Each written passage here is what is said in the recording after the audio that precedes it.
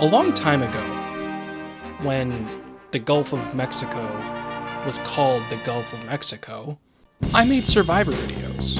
In one of the last ones that I made, I vowed that I would do them again, just not as often. And instead, I made ramen and snails. I could eat them every day. That's what I do always say. Well, I'm back, and today we're going to be talking about Survivor, specifically themes in Survivor. Themes have existed on Survivor as long as the show has been on, pretty much, and I think that most people think that themes revolve only around how the game is played or the cast, but I have divided the themes into 3 different groups.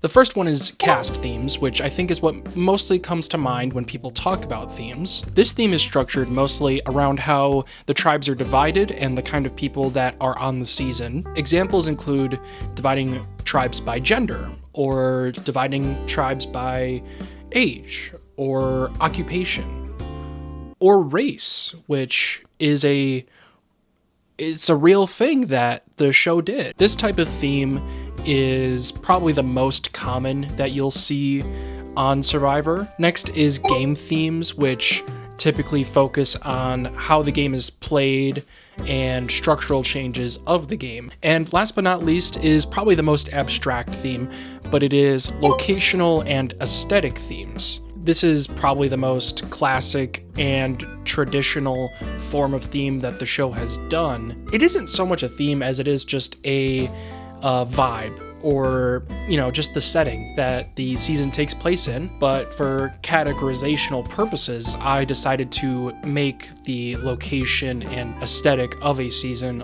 also a theme, because I feel like that works, and this is my video, not yours. A lot of the seasons that are done with these kind of themes do seem kind of corny on the surface, but I do feel like most of the time they pay off pretty well and tell a more interesting story because of it. So let's start talking about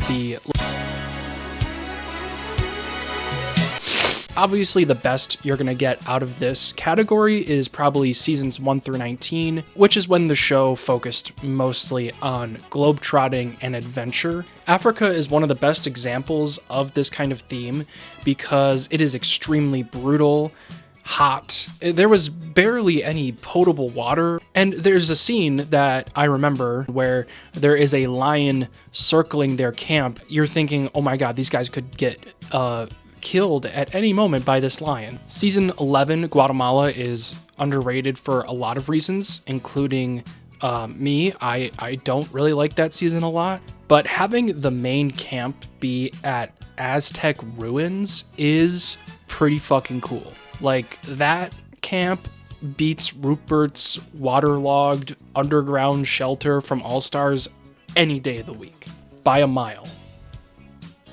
By a million miles. Season 17, Gibbons, is the first season in HD quality, so they decided to film in one of the most beautiful and yellow locations the show has ever been in. Why the fuck is it so yellow? It's just funny because all of the beauty and high quality camera work is juxtaposed with some of the most ugly and awful personalities that have ever been on the show. You are an unemployed, uneducated leech on society. And the only thing I would vote to give you is a handful of antidepressants so that no one else has to be subjected to your constant crying anymore. My personal favorite location is maybe the Pearl Islands. The pirate theme is so on par with what the show is. I don't really know if there's like a worst location in Survivor, especially in those early seasons. I feel like they nail the aesthetic almost every time. I would like to see them go to a different country other than Fiji. We'll talk about the new era later, but Fiji I'm getting real fucking sick of. Okay, so we're gonna have to talk about some game-themed seasons, which are not my favorite. When it comes to gameplay, my preferences tend to lean more towards the vanilla aspects of the game. There are some diamonds in the rough, which I will get to, but this theme produces some of the biggest mega stinkers, as I like to call them, the show has ever seen. If you want to, like, perhaps ruin your entire life, I would consider watching these 3 seasons in a row: Redemption Island, Island of the Idols, and Ghost Island. All island in the title.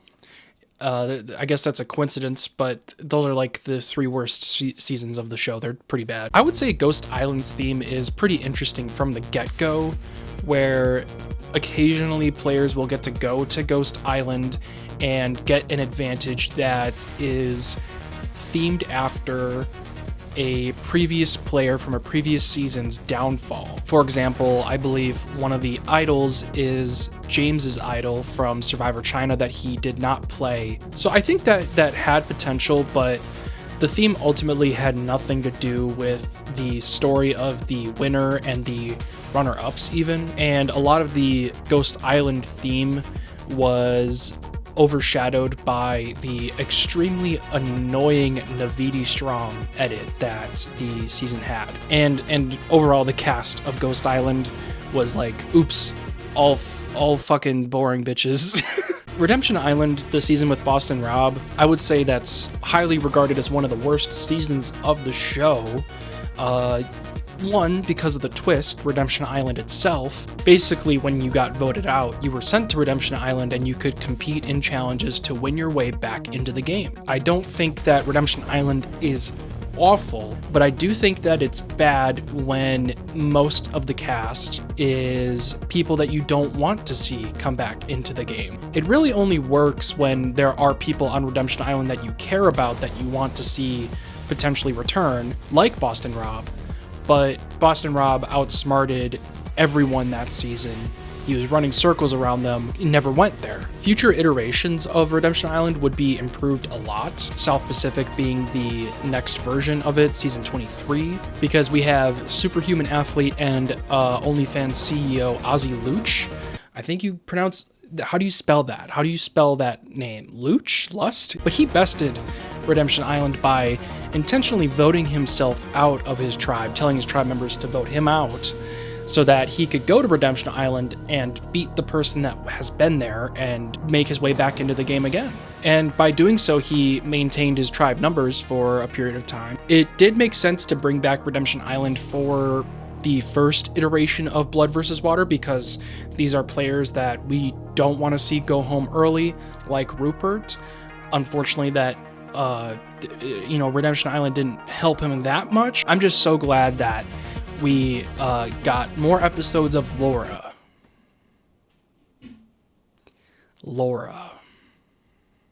And Island of the Idols.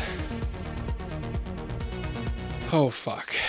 I do feel like this season has a pretty genuinely good cast. It would be fun to see them all play a completely different season that was not tainted by a certain man. Also, maybe a season that isn't flooded with the immense amount of idols and advantages in the season. I'm glad that this season was kind of a learning curve for the producers to maybe not do that as much, because I feel like the new era has kind of done a pretty good job of leveling out the idols and advantages in the seasons. Just look at this insane list of twists and idols and advantages from Island of the Idols. And now look at this manifesto that I'm writing to the producers as we speak, sending this to them so that they never make this fucking mistake. And last but not least, we have cast theme seasons, which is by far the best kind of theme. Whatever happened to predictability? The milkman, the paperboy, evening TV. Ultimately, Survivor is all about the casts, right? So it makes sense that a lot of the themes that Survivor does is all about the archetypes and the kind of people that come on the show. Heroes versus villains is the obvious GOAT for this kind of casting theme. I really like the Heroes tribe, and I think that the Villains tribe is one of the best put together tribes in the entire show, and that's just for entertainment purposes alone. Throughout the season, we learn that some of our heroes are actually villains, and some of our villains are more heroic than we thought. It's considered the best season of a reality TV show ever for a lot of reasons. Fans versus Favorites is funny because there's two versions of them.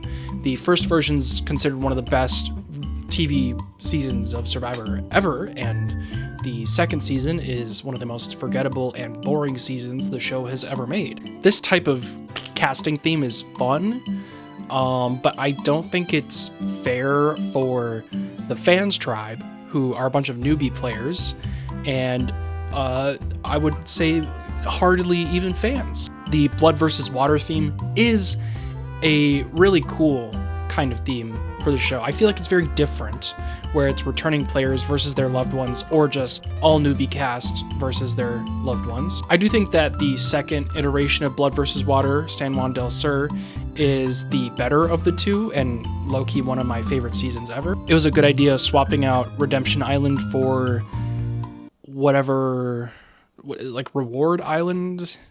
I don't know. Whatever it was, it's a good switch up. I love how different it is to see couples on Survivor and how that informs their strategy.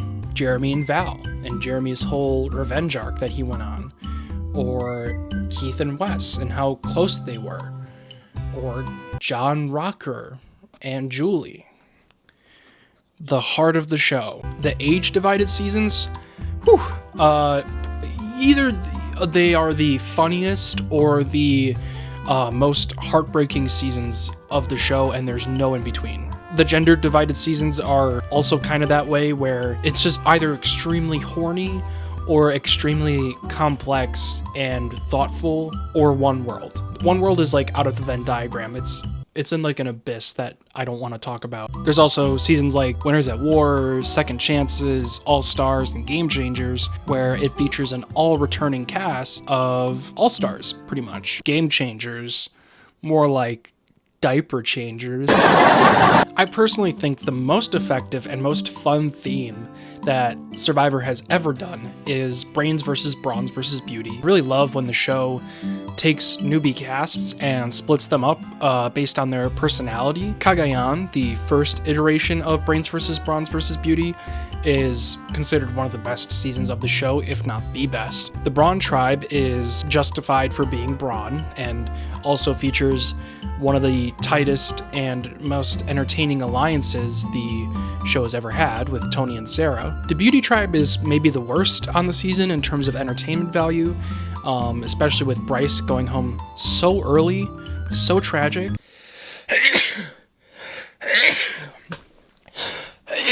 And the Brains tribe offers some of the most beautiful stories of irony and humor that the show has ever seen. The second iteration of this kind of theme, Brains vs. Bronze vs. Beauty in Ko Rong, offers honestly like a more mature but also dark and twisted story than the first iteration. I do like Ko Rong because it's kind of the last of its kind. It's one of the last seasons to have a villain in it, really, unless you count Jeff Varner as a villain. In season 35, they tried aping off of the success of Brains vs. Bronze vs. Beauty with HVHVH. What do you think that is?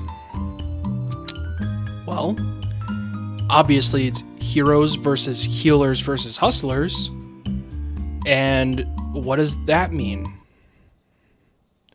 What does that mean? David vs. Goliath, it's one of the best seasons of the show, obviously. I feel like having a tribe of underdogs versus a tribe of overachievers is exactly what the show needed in this period of time.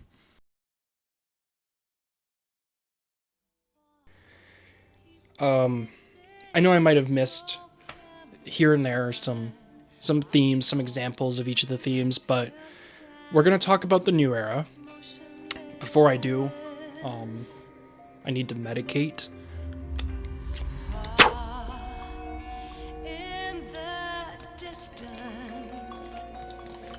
is light, a light that burns these scars of old. All this pain reminds me of what I am. I'll live, I'll become all I need to be.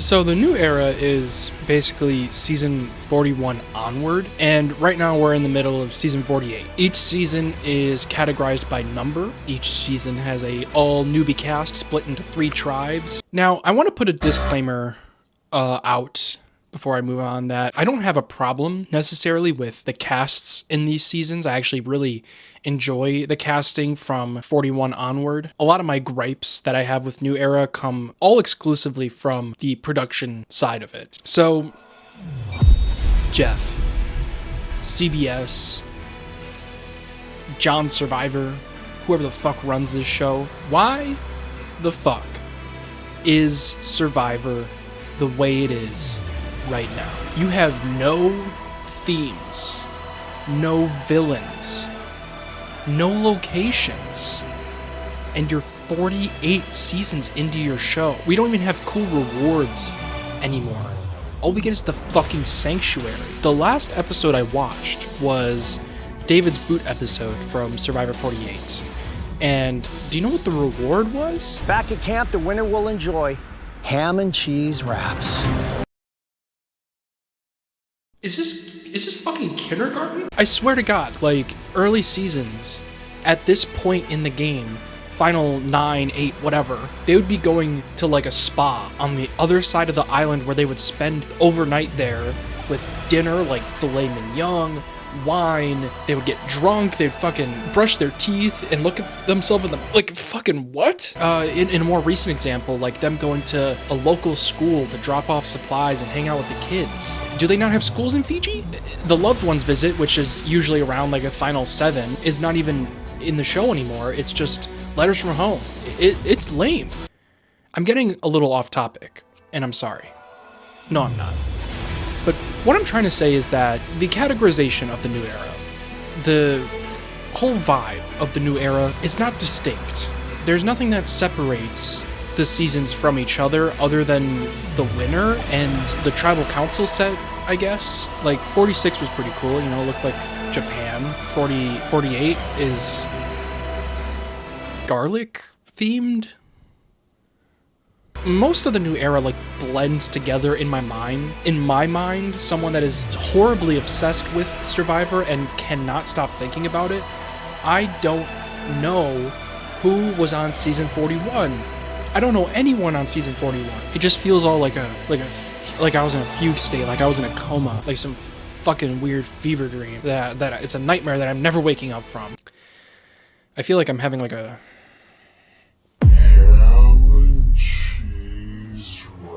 Survivor right now definitely needs a breath of fresh air, and I feel like that a returning cast in the hands of the fans will help that. Themes are kind of what make the show. It's what makes each season distinct. New Era right now lacks that distinction. I feel like when we look back on New Era, we're not going to be looking back on it fondly, and I feel like the stories that are told won't be as impactful because of the lack of theme. Now, I feel like, especially in 48, that the 90-minute episodes are detrimental, and it feels kind of like a slog to get through an episode now. I don't know how it is that a 60-minute episode of Survivor from 2003 can tell a more cohesive and entertaining story than a 90-minute episode in 2025. So before I go, I want to give some of my own suggestions for seasons that they could do after In the Hands of the Fans.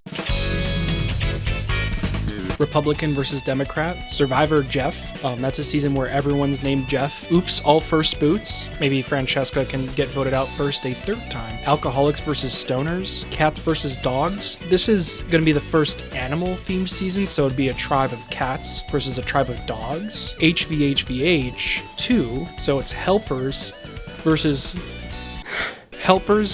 hoopers versus hikers. So it's helpers, so people that help in society. Hoopers, so like people that play basketball, versus hikers, people who hike. Who are you rooting for? And last but not least, we have L versus G versus B versus T versus Q versus plus. I think it's in the title. You know, it's all there. That's everything that I have to say, really, about themes. I hope you learned something, or I hope you feel vindicated in some way. I'm not really sure what the goal of this video was. I just felt like talking about it. So I hope you guys have a good one. I'll see you, I don't know, soon.